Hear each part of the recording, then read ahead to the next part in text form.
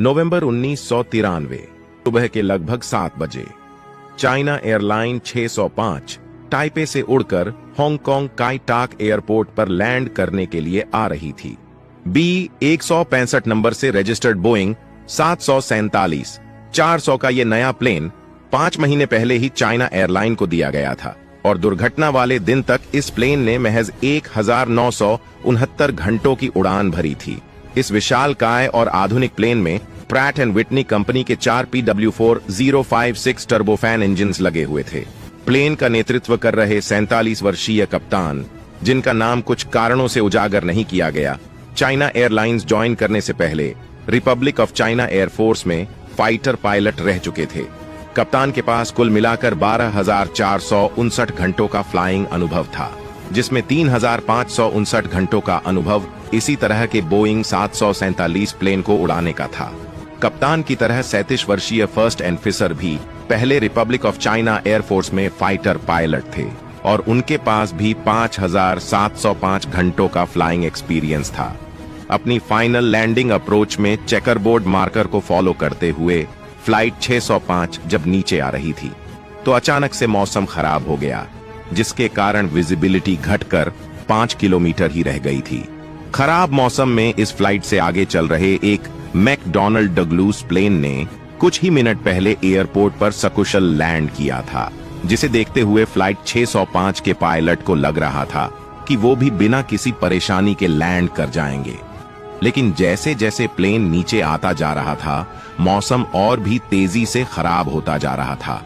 ATC tower ने pilot को मौसम की फाइनल जानकारी देते हुए बताया कि एयरपोर्ट के आसपास 25 नॉट्स से भी ज्यादा तेज हवाएं चल रही हैं।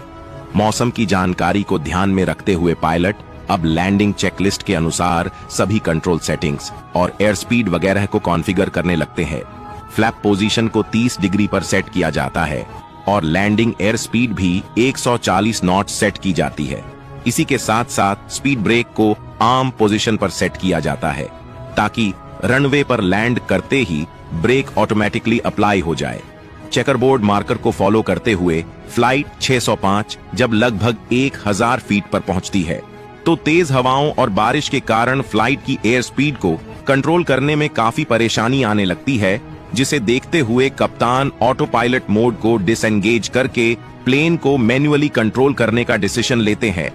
एयरपोर्ट की डिफिकल्ट लैंडिंग अप्रोच और खराब मौसम के कारण हो रही परेशानी में कप्तान को प्लेन की एयर स्पीड और अल्टीट्यूड वगैरह को मॉनिटर करने और समझने में काफी परेशानी हो रही थी। बोइंग 747 के इस आधुनिक कॉकपिट में एटीट्यूड, एयर स्पीड और एल्टीट्यूड एक ही स्क्रीन पर डिस्प्ले होते थे और चूंकि तेज हवाओं के कारण एयर स्पीड बार बार चेंज हो रही थी। शायद इसी कारण से कप्तान को डिस्प्ले रीडिंग्स को सही तरह से समझने में परेशानी आ रही थी। लेकिन फर्स्ट ऑफिसर की हेल्प से कप्तान किसी तरह एयर स्पीड को मैनेज कर रहे थे।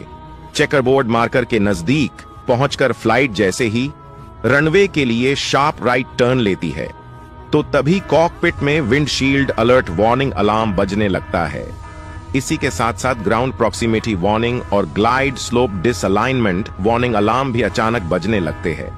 इस तरह की IGS लैंडिंग अप्रोच में जब प्लेन जमीन के इतना नजदीक होता है तो इस तरह की वार्निंग का आना कोई खास परेशानी नहीं होती और कप्तान प्लेन को रनवे से अलाइन करने की कोशिश करने लगते हैं।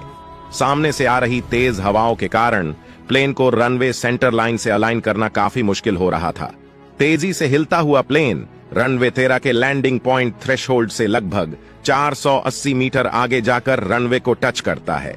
स्पीड ब्रेक की ऑटो सेटिंग के मुताबिक रनवे को टच करते ही ब्रेक ऑटोमेटिकली अप्लाई हो जाते हैं, लेकिन रनवे को टच करने के 2 से 3 सेकंड बाद ही जब कप्तान को थ्रॉटल लीवर को रिवर्स मोड में खींचना चाहिए, गलती से वो उसे फॉरवर्ड पोजीशन में खींच देते हैं, जिसके कारण स्पीड ब्रेक डिसएंगेज हो जाते हैं।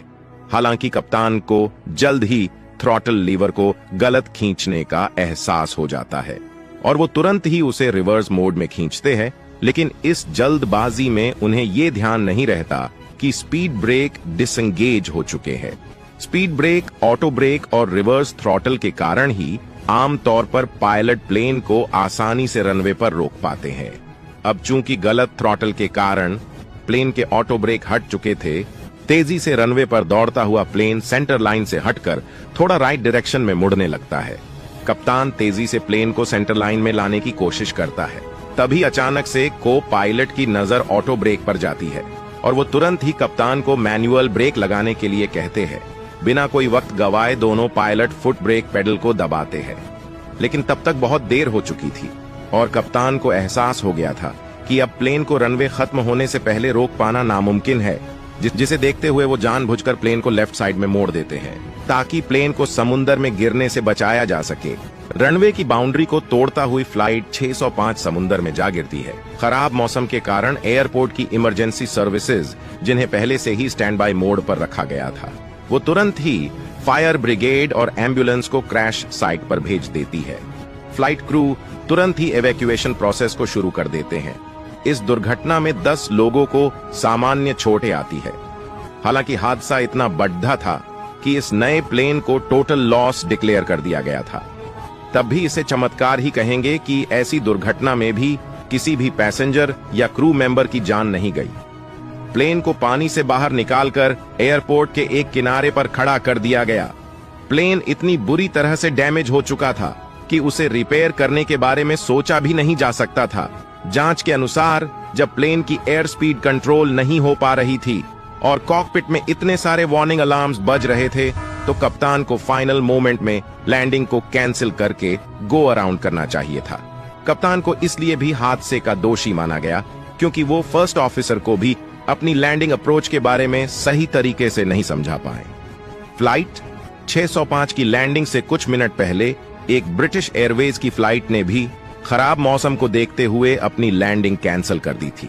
इसलिए जांचकर्ताओं ने माना कि फ्लाइट 605 के कप्तान को भी अपनी लैंडिंग कैंसिल करनी चाहिए थी। कप्तान के साथ साथ फर्स्ट ऑफिसर को भी कॉकपिट में आ रहे वार्निंग अलार्म्स पर सही तरीके से एक्शन न लेने के लिए कहीं ना कहीं दोषी माना गया। इसी के साथ रिवर्स थ्रस्ट लीवर को देरी से अप्लाई करने के कारण प्लेन को रनवे खत्म होने से पहले नहीं रोक पाया गया और एयरपोर्ट की बाउंड्री को तोड़ ढहता हुआ समुद्र में जा गिरा। चाइना एयरलाइन की भी इस मामले में काफी निंदा की गई कि अपनी पायलट ट्रेनिंग और यूजर मैनुअल में भी उन्होंने इस तरह की क्रॉस वाइंड लैंडिंग के बारे में कोई सही जानकारी नहीं दी थी। घनी आबादी, ऊंची ऊंची इमारतों और पहाड़ों से घिरे होने के कारण काई तक एयरपोर्ट पर लैंडिंग अपने आप में एक जोखिम भरा काम था और इस हादसे के 5 साल बाद 1998 में आखिरकार इस एयरपोर्ट को बंद कर दिया गया और वहां से लगभग 29 किलोमीटर दूर एक नए हांगकांग इंटरनेशनल एयरपोर्ट को शुरू किया गया। अगर आपको यह जानकारी पसंद आई हो तो प्लीज इसे दूसरे सोशल मीडिया नेटवर्क पर शेयर जरूर करें।